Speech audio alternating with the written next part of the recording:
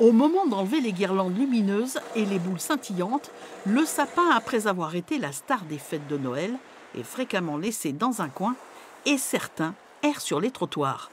C'est considéré comme un dépôt sauvage et la ville de Poitiers a mis en place un système d'enlèvement d'office des dépôts sauvages qui est facturé 80 euros. Autrement, il existe effectivement un service de collecte des déchets verts, des encombrants à domicile, donc qui est valable pour les particuliers, qui est gratuit une fois par an.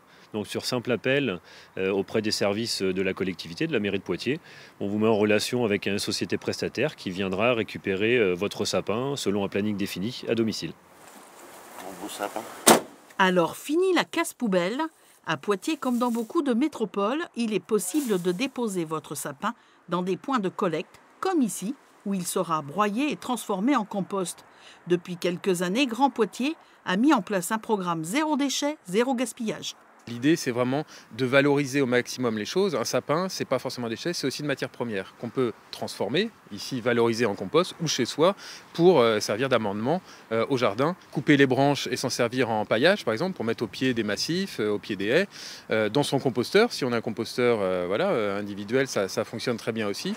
Mélangé à d'autres végétaux, en se décomposant, le sapin enrichit le sol en libérant des éléments nutritifs et fertilisants. Ce recyclage fait donc de plus en plus d'adeptes.